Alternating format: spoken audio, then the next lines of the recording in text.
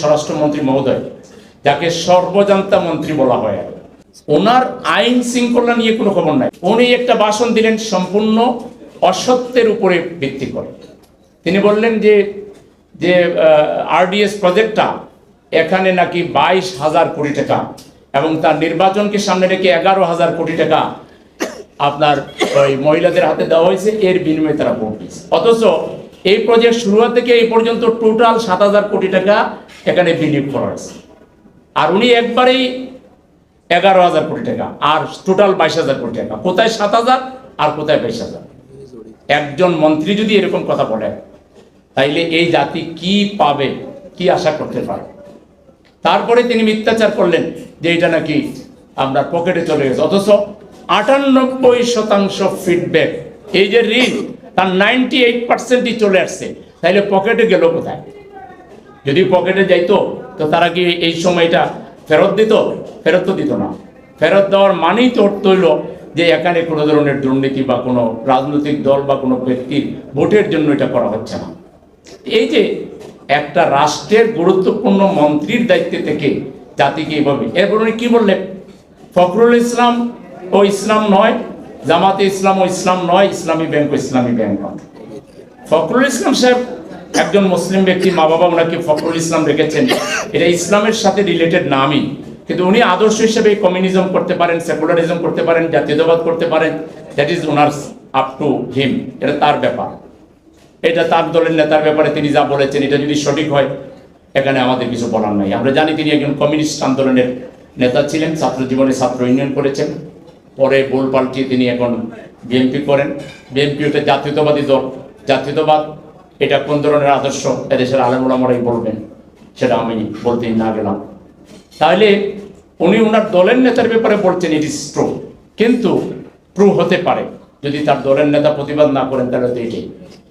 আর ইসলামী bank সুদের বিপরীতে একটি কল্যাণ রাষ্ট্র প্রতিষ্ঠা, ইনসাফ রাষ্ট্র প্রতিষ্ঠায় ইসলামী ব্যাংক কাজ করেছে বলেই তো এশিয়ার মধ্যে অন্তত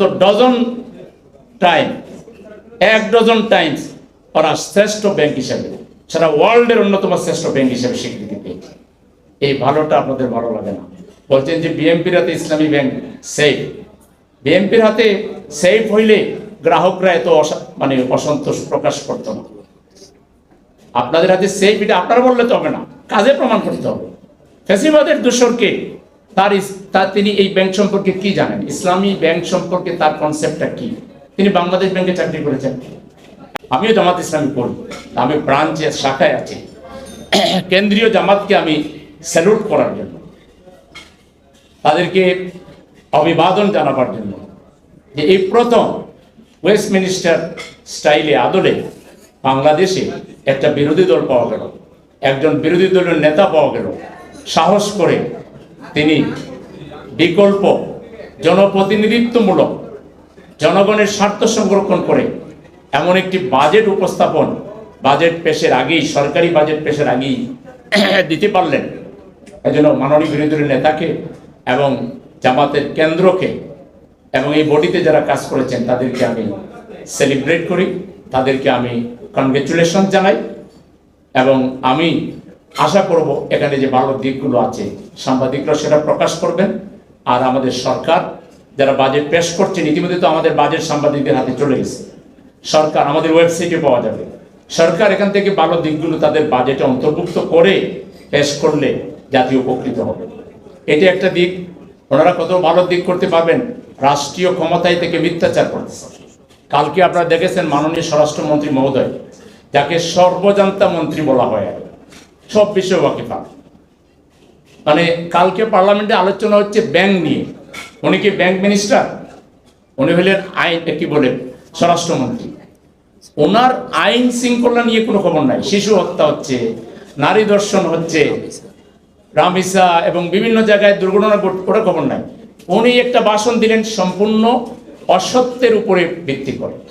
তিনি বললেন যে যে আরডিএস প্রজেক্টটা এখানে নাকি 22,000 কোটি টাকা এবং তার নির্বাচনকে সামনে রেখে 11,000 কোটি টাকা আপনার ওই মহিলাদের হাতে দেওয়া হয়েছে, এর বিনিময়ে তারা ভোট দিয়েছে। অথচ এই প্রজেক্ট শুরু থেকে এই পর্যন্ত টোটাল 7,000 কোটি টাকা এখানে বিনিয়োগ করা হয়েছে।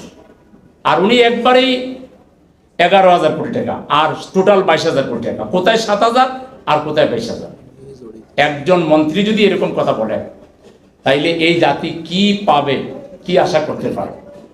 তারপরে তিনি মিথ্যাচার করলেন যে এটা নাকি আমরা পকেটে চলে গেছে, অথচ 98% ফিডব্যাক, এই যে ঋণ তার 98%ই চলে আসছে, তাইলে পকেটে গেল কোথায়?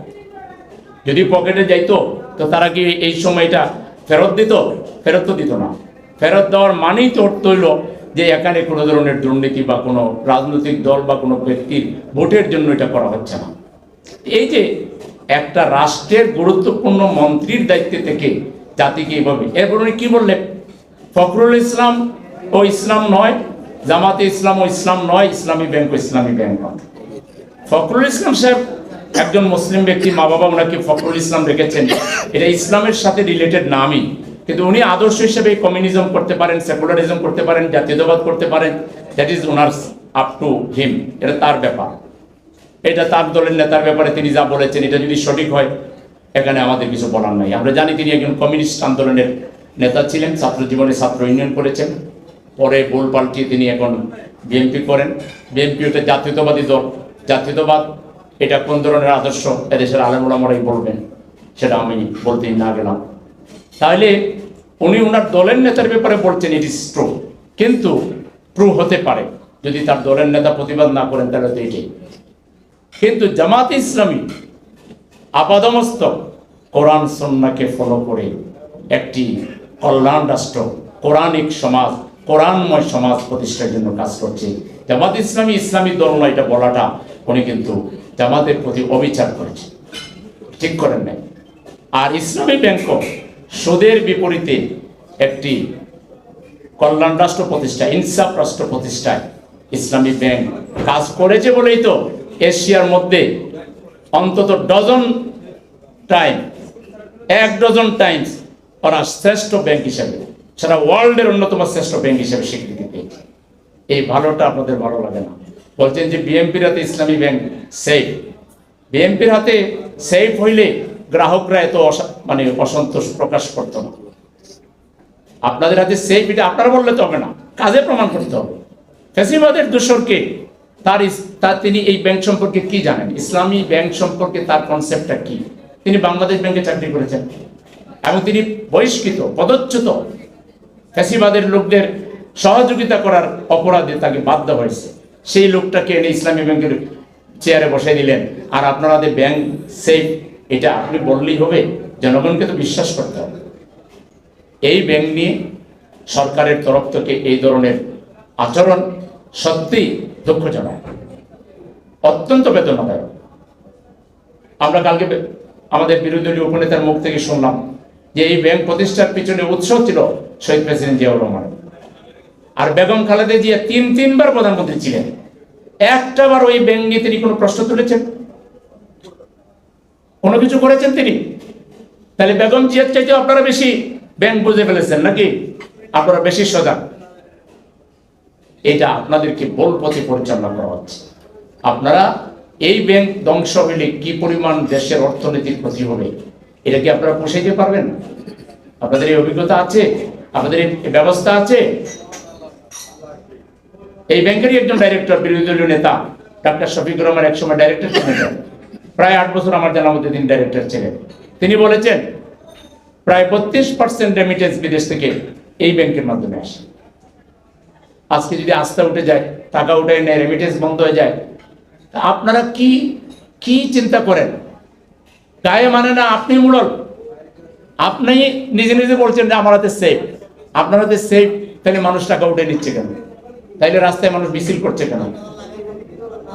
এই জন্য আমরা সার্বিকভাবে সীমান্তে আপনারা দেখেছেন, ওখানে শুভেন্দু সাহেব বলতেছেন 5,000 বা 4,800 উনি পাঠাই দিচ্ছেন, কিন্তু বাংলাদেশ সরকার বলছে কেউ আসে নাই এবং কোনো সুনির্দিষ্ট তথ্য ওনাদের কাছে নাই।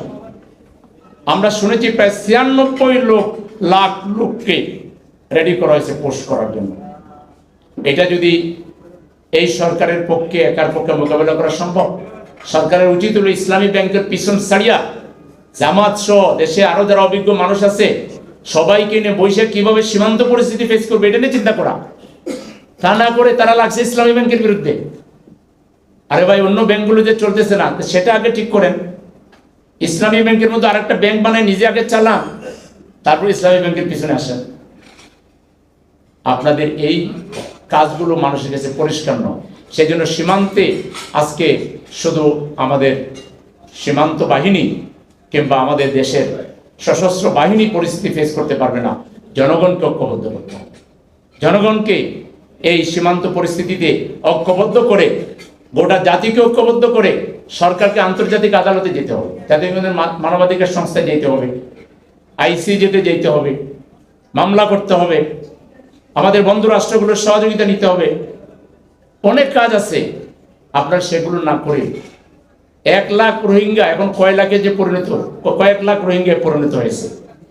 আবার যদি আরো কয়েক লাখ লোক দেশে ঢুকে, তো বাংলাদেশের নিরাপত্তা কোথায় যাবে? এই যে আসবে, এর সাথে মাদক, ইয়াবা, ফ্যান্সিডিল এবং সব রুট হবে ঢাকা। আমি ঢাকার একজন নাগরিক হিসাবে এবং একজন সেবক হিসাবে এই ঢাকা নগরীর মানুষের জীবনের নিরাপত্তাহীনতা আজকে সবচেয়ে বড় আক্রান্ত হবে ঢাকা। এই সব চলে আসবে ঢাকায়। এই মাদকের রুট হলো রাজধানী কেন্দ্রিক। এইটা যদি আপনারা ঠেকাইতে না পারেন, তা আমরা রাজধানীবাসী তো বসে থাকবো না। আমরা আমাদের এই নগরীর মানুষের নিরাপত্তার জন্য, আর আপনাদের ব্যর্থতার কারণে এই যে ড্রেনেজ সিস্টেম আপনারা দিলেন একজনকে বানাইয়া, এই যে কি পানি মুহূর্তের মধ্যে, আজকে জলাশয়গুলো, খালগুলো উদ্ধার করার কোনো ব্যবস্থা নাই। ড্রেনেজ সিস্টেমগুলো যেগুলো করতেছেন দুর্নীতিগ্রস্ত, এগুলো এইভাবে করতেছেন, এভাবে আবার নষ্ট হয়ে যাচ্ছে। আমরা যে একটা দুর্গন্ধময় নগরীতে বসবাস করছি, ভাঙ্গাচুরা নগরীতে বসবাস করছি, এইদিকে একটু উন্নয়নের দিকে একটু নজর দেন। রাজধানীবাসীকে অন্তত একটু শান্তিতে থাকতে দেন, যেখানে আপনারাও থাকেন। আর ভুল রাজনীতি থেকে, আওয়ামী যে পলিটিক্স ছিল, বিভাজন, দোষারোপ, মিথ্যাচার, অতীত রাজনীতি, এইটা থেকে বেরিয়ে এসে আপনারা ওটার বিপরীত যে রাজনীতি, বিপরীত যে দর্শন, জিয়াউর রহমান সাহেবের দর্শন অন্তত মানেন, জামাত ইসলামের দর্শনটা নাই মানলেন। জিয়াউর রহমান সাহেব যে দর্শন নিয়েছিলেন, বেগম খালেদা যে দর্শনের ভিত্তিতে সবাইকে ঐক্যবদ্ধ রাখা, অন্তত সেই দর্শনটা তো মানতে পারেন। তাইলেও জাতি কিছুটা হইলেও ক্ষতির হাত থেকে রক্ষা পাবে। তা আমি সমাজের সাংবাদিক বন্ধুগণ, আপনারা আনটাইমে আমরা দাওয়াত দিয়েছি, চলে এসেছেন, আপনাদের সবাইকে আমার পক্ষ থেকে কৃতজ্ঞতা জানাচ্ছি। আর আপনারা জাতির দর্পণ, আপনারা জাতির এক ধরনের অভিভাবক। আপনারা সত্যকে সত্য হিসেবে তুলে ধরবেন, মিথ্যাকে মিথ্যা হিসেবে তুলে ধরবেন, সাদাকে সাদা বলবেন, কালোকে কালো বলবেন, এবং আপনারা সঠিক ভূমিকার মাধ্যমে এই জাতিকে পথ দেখাবেন। আপনাদের প্রতি সেই আস্থাটুকু আমাদের আছে। আপনাদের সবাইকে অনেক অনেক কৃতজ্ঞতা, ধন্যবাদ জানিয়ে মূলত আর আগামী 12 তারিখে আমরা একটা আন্তর্জাতিক রক্তদান দিবস উপলক্ষে আমার পক্ষ থেকে একটা র্যালি হবে, বাইসাইকেল র্যালি। আপনাদের দাওয়াত থাকলো, চিঠি লিখিতভাবে যাবে, আপনারা সেই র্যালিতে এনজয় করবেন এবং খাবার দেবেন, সেই প্রত্যাশা রেখে সবাইকে ধন্যবাদ জানিয়ে